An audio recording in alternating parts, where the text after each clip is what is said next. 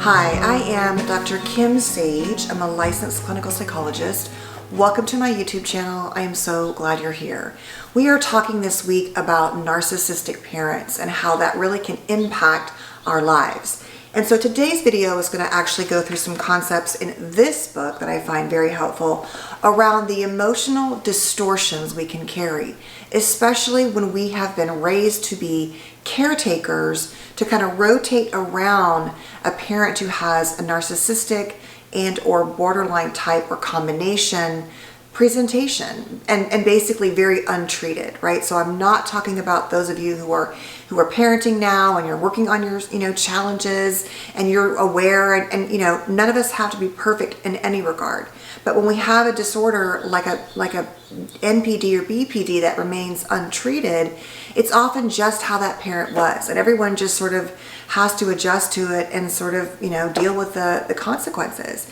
And I really believe that the consequences, in fact I don't just believe that, I know that both personally and professionally how profound they can be, because at the heart of those issues we're going to find insecure attachment. Now whether it plays out in a more anxious dynamic or avoidant or some spectrum, some disorganized and fearful type of attachment, it generally provides and creates an insecure attachment for children, because for different reasons these parents really struggle with navigating their own ability to be present, to attune, to make us feel safe and seen and heard, to feel valued, and to have some kind of consistency, right? Just some general consistency and responsiveness. And those are the heart of what helps create secure attachment. And so if we don't have those things, or they're very intermittent or inconsistent, it's really hard for us to hold inside a space of continual security, and then to go out in the world and choose potentially partners who are grounding and supportive, as opposed to partners who we choose thinking that they're going to help heal that instability. And subconsciously we actually often choose partners who kind of recreate that same childhood wound, and the packaging looks very different, but it's the same dynamic. And so I want you to think about a couple of things as we go through this, that many people tend to kind of go one way or the other in terms of their response to attachment wounds. One tends to be a more emotional overreactivity, more responsive, heightenedness basically around emotions. And the other one tends to be a more underactive type dynamic, an underreactive type. And so we're going to just talk today about the emotional part of our lives, the emotional distortions when we have been raised to be these kinds of caretakers, and then often find ourselves also in these relationships with partners who often might fit the criteria for a narcissistic or borderline, or even just strong traits, or as I keep saying, often described too as emotionally immature. But when you break it down, and if it's, as it continues up that sort of spectrum of its own, it often very much meets those criteria. And as I said a million times, labeling these parents is not my intention. It's just to give them and you, because it's mostly those of you who were raised by parents like this, who watch this kind of content, I think, trying to understand what happened to you. And so it gives us a pathway to say, first of all, okay, these are the things that need to heal potentially, and this is not my fault, right? It wasn't me. It's not because I was a bad child. And along those lines, if it does ring true for you what I'm saying, I have a course called Healing and Dealing with Your Borderline and Narcissistic Parents, dealing with the trauma, because I truly believe it is trauma and traumatic, especially if we were left to our own devices and had no other really healthy attachment sources. But when your primary attachment source is very chaotic, or is devaluing or unavailable consistently, can't see you or hear you or really feel you as a person, it has profound impacts. So let's talk a bit about the cognitive distortions emotionally that we can have. And the first one, as I said, is the underreactivity. And this is an emotional response we're having. And so attachment is not just about the partners we choose and the patterns that we play out. It is about how we process and think about ourselves and relationships, how we deal with emotions, how we try to make, plans about what we should expect in relationships or not. It's not just about dating or partners. It's about everything, because that is creating this underlying connection along your nervous system with what the world is supposed to look like inside your body and your mind and your heart and outside and everywhere else. And so the underreactivity is often related to a more avoidant type presentation with the parent. And so this is basically where you have a hard time, where you often repress your feelings and emotions. You have a hard time even maybe connecting to them and sharing them. Vulnerability is challenging in the sense that it requires you to, obviously be vulnerable, but then express yourself in a reciprocal way. And so, that can play out in a way that we feel that we're not really allowed or entitled to share our feelings with the world, and that the world has no interest in those because those were often, reduced and minimized in childhood. The next thing is emotional minimization. And this is the idea that we just, like I'm saying, along that same spectrum, we just minimize things. We don't really unpack and lean into them. Whenever something comes up, I think when you've had a really chaotic childhood, you don't really notice subtle minimizations in people and relationships because you're so used to these extremes that even though it might be inappropriate or, a partner's not holding themselves accountable, in your childhood, it was so much bigger. The parents were so much stronger. And as I've said, having eggshell parents, when that is your baseline is eggshell parents, so you never knew what you were going to get, your belief in the world and emotional, range is very different from someone who did not have that heightened range. And so you tend to just not even notice sometimes if things aren't happening or they aren't okay. And when you do notice them, you might, criticize yourself for overreacting, you might minimize them and devalue yourself. Next is emotional overreactivity, as I said. And so that's what it sounds like, right? It's like you have a hard time regulating your own emotions. You're often highly, maybe that more fight or flight, sympathetic response. It's really hard for you to get yourself out of that. You can go very, very quickly to that state. And so you have to sort of manage that oftentimes by shaming and blaming yourself to get yourself under control. And so even if you look in your mind, if you look anything like those caregivers that were chaotic, it can be very hard for you to accept that. And so you will be very harsh on yourself. But at the end of the day, feelings just get to be bigger than you can handle a lot of the time.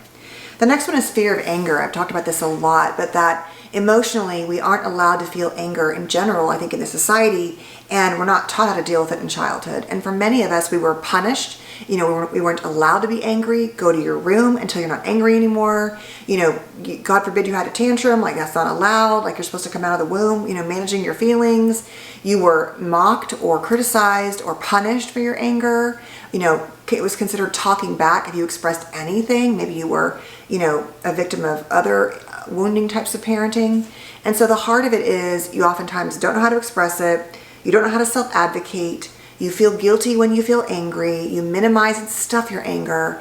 And then you might also be someone who stuffs it and blows, and then it kind of just goes everywhere, and that feels really bad, and that makes you feel bad about yourself again. Or you actually are more like that parent where you are someone that people walk on eggshells around you because your only way of dealing with anger was what you were exposed to, which is to basically always be in defensive posture, always be angry, always be kind of fighting back. And yet that often pushes people away, right? And is often an unsafe emotion. So for other people, when you're angry, if you're like that. I think the bottom line is not that we're not allowed to be angry, it's just what we do with it, right? The next one is you tend to minimize your own emotional needs. And so, you're fine, you're okay. You tend to minimize someone else's offers to help you. You tend to isolate and shut down if you are having feelings. But the presentation of the way you show up in the world is that you don't really have any needs, right? And so because you've become that caretaker often to a more narcissistic or borderline parent, you have learned that your needs really don't matter, or they come in second to last place after that parent because you can't be good unless they are good.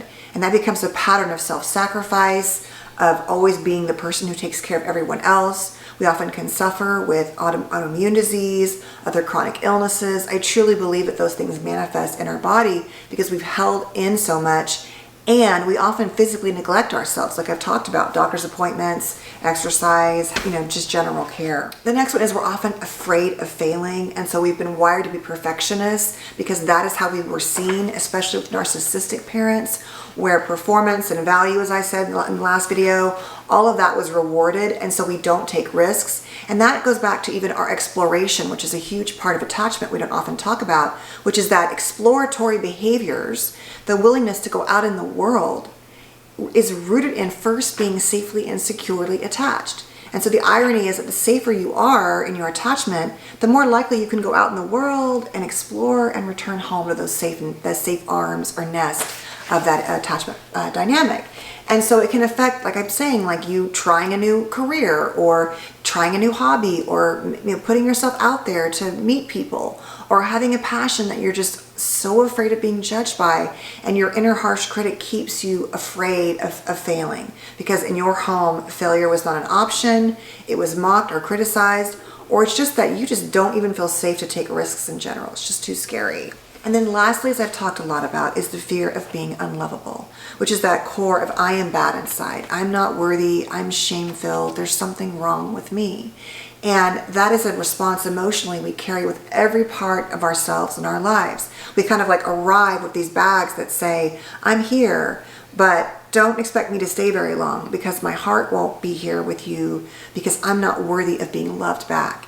And so we set up our lives and relationships, even though on the outside we look like we are so capable, we're often deep inside terrified. And so that can manifest in those attachment behaviors of anxiety, of the fear of abandonment, right? It can manifest in a more isolating, self-regulating behavior and more of avoidant attachment. You can have that flavor of both and go into extremes in the disorganized or fearful avoidant pattern or fearful pattern.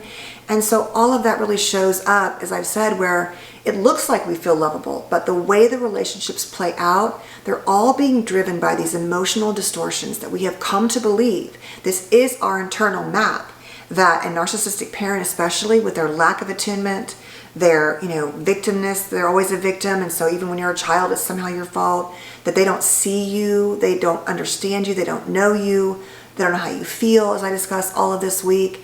And so all of that really creates this internal world for you where you don't feel valuable. And it plays out in your emotional life in all the ways I talked about today. So if this is you, I'd encourage you to reflect on what feels true for you, maybe to do some journaling about it. Am I overreactive or underreactive? Where do I feel, how do I deal with failure? Do I take risks? Do I really feel lovable? And what are some examples if I say yes that I do? How do I show that in my life? And yeah, I think that's a good place to start, right? To understand that these patterns have lifelong and profound impacts on our lives. So I hope you have a beautiful weekend. Thank you so much for being here. Please stay safe and well. Don't forget to subscribe and follow me on TikTok also. And please check out my courses down below. My website has links to, I think, a bunch of books that I love for sure on the resources page. So check all that out if you want to. And I will see you on Monday. Take care. Bye, guys. Actually, though, I won't see you next week. I'm taking next week off for the first time in a very long time, I think since Christmas. So I will be thinking about all of you and wishing you well, and I will definitely see you a week after that. So stay safe and take good care. Bye, guys.